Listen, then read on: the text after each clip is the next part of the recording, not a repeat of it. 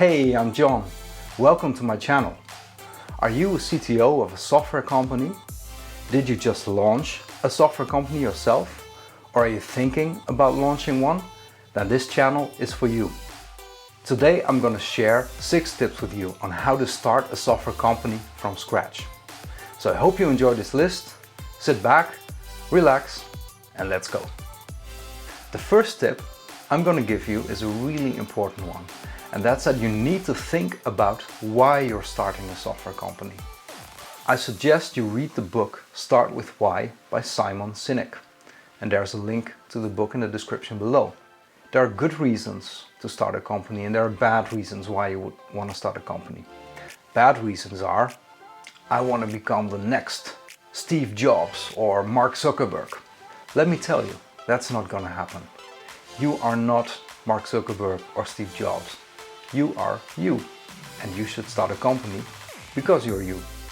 Another bad reason for wanting to start a software company is that you want to learn how to code.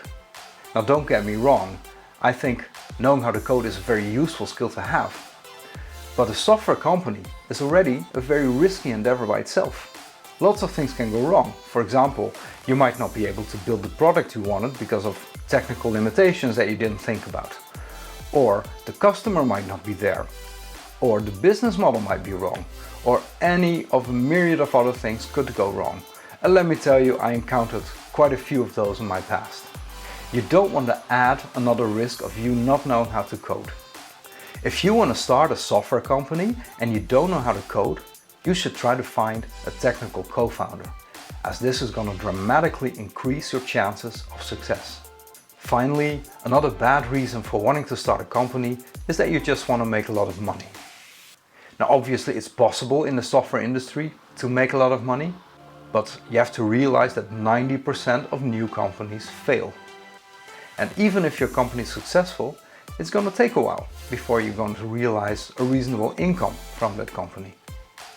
If your main motivation is just to make a lot of money, then you're going to give up on the path to success. The main reason for wanting to start a company is that you want to solve a problem for someone. And that someone could be you. Lots of successful companies have been founded by people who encountered a problem, were annoyed by it, and then decided to fix it. Your focus should be on your client and the problem that you're solving for them. So another thing I highly recommend you do is send out a survey to your potential customers. This will help you determine 2 things. First, it will show you whether your business idea is actually viable.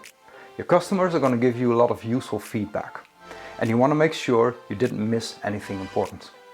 The second thing a survey is helping you with is determining whether you're able to reach that initial base of customers that you're targeting. When you create a survey, make sure you include a couple of open questions. That way you make sure that you won't miss out on anything important that your customer would like to tell you. Closed questions, such as multiple choice questions, are easier to analyze than open questions, so you definitely need those as well in a survey.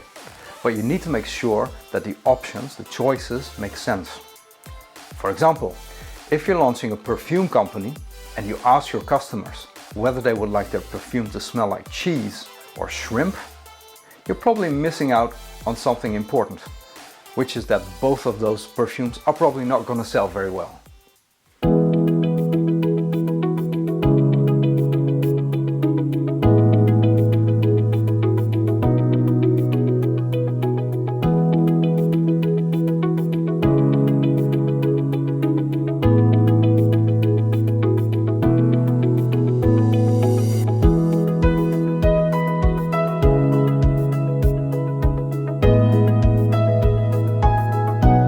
The third tip I have for you is that you should involve your potential users, your customers, right from the start. Show them a few screenshots, or even better, a simple prototype. This early feedback is going to help you iterate and identify any major problems that are there in your concept. And it's better to solve them now than when you've spent a lot of money developing the software. If you yourself are a potential user of your product, make sure to put on your user hat. when you evaluate the software and not your startup founder hat, even though this is really hard to do. Another thing you can do is just sit down with your customers. Watch what they do. What are their frustrations? What are the pain points? Can your software help solve them? Next, you need to think about how your company will operate. What are your costs? If you employ few people, your main costs are going to be personnel. If your company develops software that runs in the cloud, you're going to have cloud provider costs. You will have a number of operating costs such as office rent, supporting software such as Atlassian, email and website hosting. You will have legal costs for creating the terms and conditions of your software. And finally, you probably need to pay an accountant for dealing with your business administration and taxes. Think about who is going to be your customer. Are you targeting businesses or are you targeting consumers? If you target consumers, you probably want high numbers of users at some point. For businesses, this is not necessarily true. It's possible that you create a very niche software for just 5 customers that each will pay you a lot of money, and that can work too.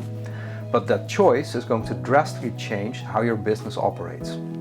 Think about how you will reach your customer. Do you already have a network of potential customers? This is an excellent way to start. Do you know people who might have a network? Do you know on what social networks these customers are active? LinkedIn, Facebook, and so on. A very useful tool for mapping out how your business is going to work is the business model canvas. It's a template where you fill in all the details of how your business is going to operate. I put a link to that template in the description below.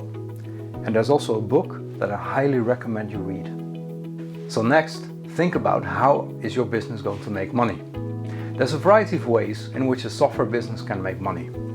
For example, you could do work for hire or project-based work. You could sell one-time licenses to your software, or you could use a subscription model. Are you offering different tiers of your software package? Do you have a starter, intermediate, professional tier? Do you have a number of seats that are associated with your software? So is a company paying per user per time period? Are you offering a trial version of your software with a limited feature set or limited time? Or are you actually offering a version of your software that's free forever? If you offer a free version of your software, you should get something out of that other than money. For example, it might give you useful data about your potential customers, or it might be a future upselling opportunity.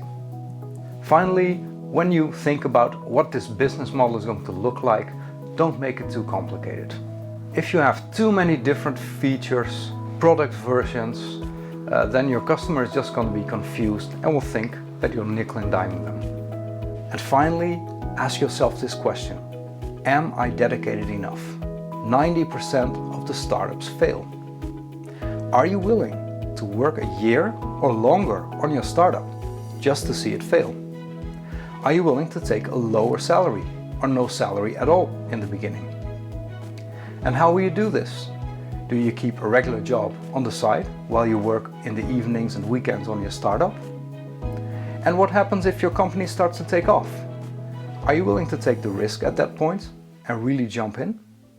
That was my list. If you enjoyed this content, please like my video.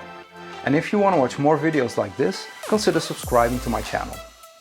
Thanks for watching, take care, and see you soon.